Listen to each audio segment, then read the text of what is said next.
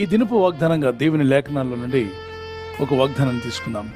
ఎహెజ్కేలు గ్రంథం 34:26 వచనంలో, నా పర్వతము చుట్టుపట్ల స్థలములను దీవెనకరముగా చేయుదును, ఋతువుల ప్రకారం వర్షము కురిపించెదను, దీవెనకరమగు వర్షములు కురియును.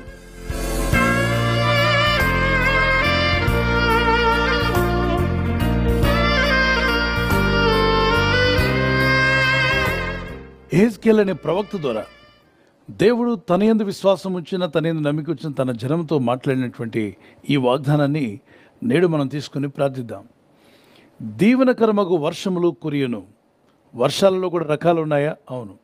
తుఫానులు వస్తున్నాయి, గాలి తుఫానులు వస్తున్నాయి, భారీ వర్షాలు, కుండపోత వర్షము, ముసురువాన, రకరకాలైనటువంటి వర్షాలు ఉన్నాయి. కానీ ఈ వర్షాలన్నింటిలో, ఈ లిస్టులో లేని మరొక వర్షం ఉంది, మనకు తెలియని వర్షము. అదే దేవుడు అనుగ్రహించే దీవెనకరమైన వర్షం. Amen. The showers of blessings. ఆ వర్షం ఎలాంటిది అంటే దీవెనలు కుమ్మరించే వర్షం.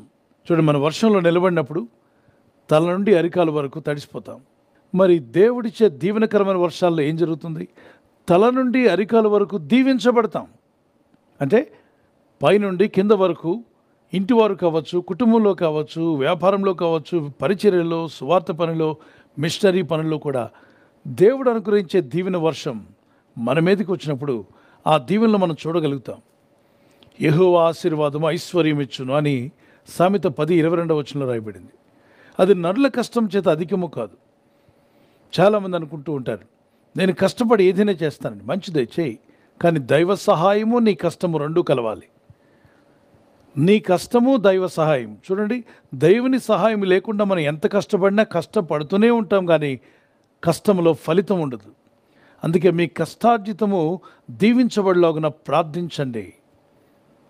యోబు గ్రంథం 1వ అధ్యాయం 8 నుండి 10వ వచనం వరకు దేవుడైన ప్రభు యోబు యొక్క కష్టార్జితాన్ని, చేతుల కష్టార్జితాన్ని ఆశీర్వదించిన గనుక అతడు ఆ దేశంలో గొప్పవాడాయను. మొదట కొద్దివాడే, తుదను మహా